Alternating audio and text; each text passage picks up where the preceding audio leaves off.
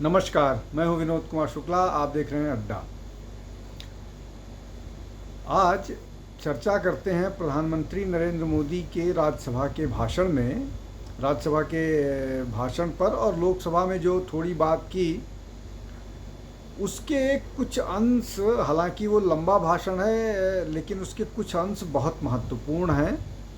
लेकिन उसमें जो सबसे महत्वपूर्ण बात है, जब प्रधानमंत्री ने जयराम रमेश के इस बात पर तंज कसा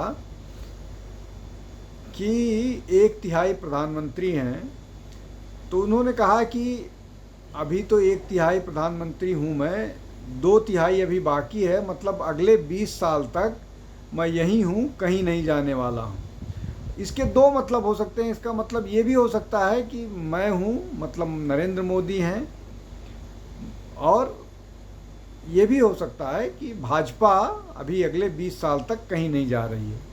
निश्चित तौर पर इन चुनावों में भाजपा की सीटें कम हुई हैं, राहुल गांधी मजबूत हुए हैं, कांग्रेस मजबूत हुई है, अखिलेश यादव मजबूत हुए हैं और चंद्रबाबू नायडू मजबूत हुए हैं।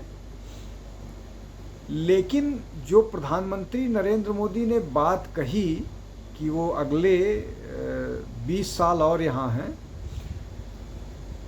उसके सीधे से स्पष्ट तौर पर मायने ये हैं, और जैसा लगता है कि 2029 का चुनाव भी भाजपा मोदी के नेतृत्व में ही लड़ सकती है। एक इशारा जरूर इस तरफ हुआ है। और जिस तरह से नरेंद्र मोदी ने चीज़ों पर अपनी पकड़, चाहे सरकार में मंत्रिमंडल के विस्तार को लेकर के बात, मंत्रिमंडल के गठन को लेकर के बात हो, चाहे योजनाओं पर काम करने की बात है, या जिस तरह से लोकसभा स्पीकर के चुनाव की बात है, डिप्टी स्पीकर के चुनाव की बात है, उन सब पर जिस तरह से नरेंद्र मोदी की छाप दिख रही है, उससे कम से कम ये बात तो स्पष्ट है कि शायद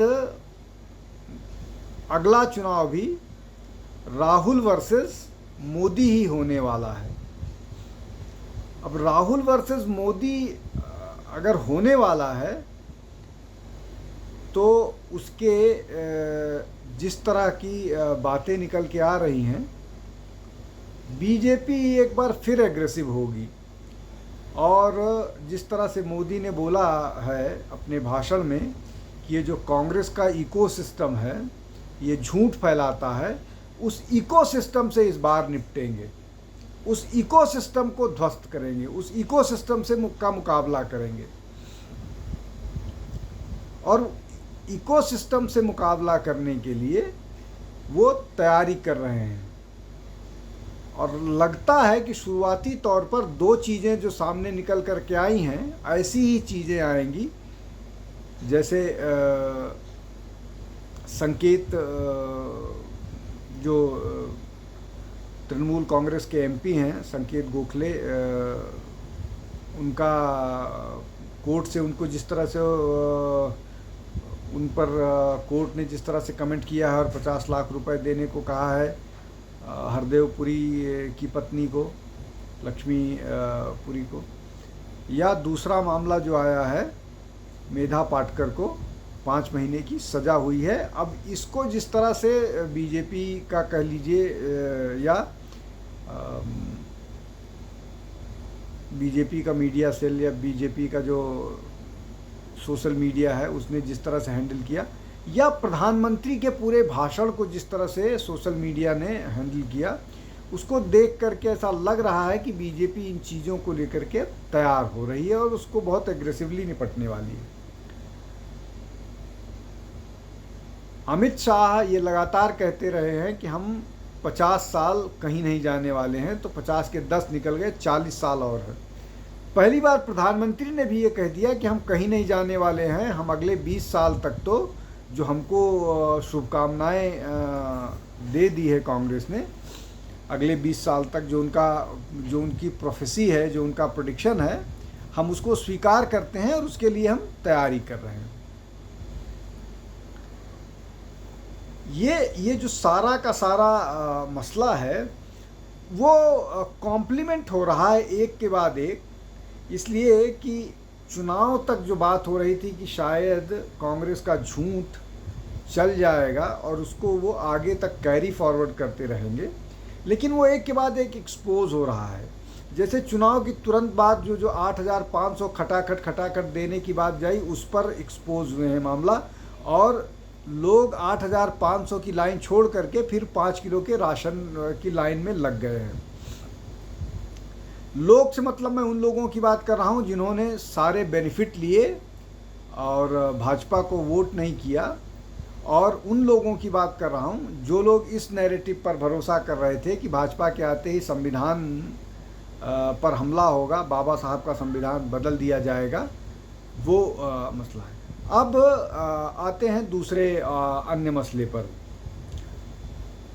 अब प्रधानमंत्री ने कह दिया, अमित शाह ने कह दिया, झूठ का पर्दाफाश होना शुरू हो गया, खटाखट स्कीम वाली, संविधान बदलने वाली। उसके अलावा संविधान बदलने के लिए ये जो हुआ, अब जो तीसरा नया झूठ एक्सपोज हुआ है वो राहुल गांधी ने जब बात की अग्निवीर की, कि अग्निवीर जो है उनको पैसे नहीं मिले, उस पर भी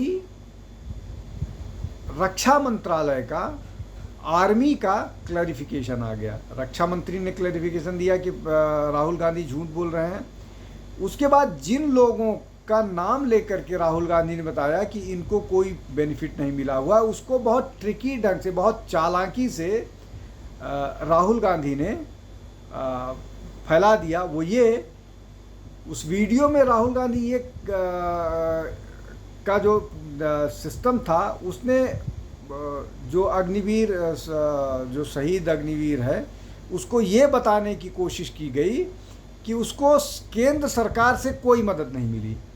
उससे ये नहीं कहलवाया गया कि जो कैश मिलना चाहिए, जो मॉनेटरी बेनिफिट, जो मॉनेटरी असिस्टेंस है, वो मिला कि नहीं मिला, ये बात वो नहीं कहता है।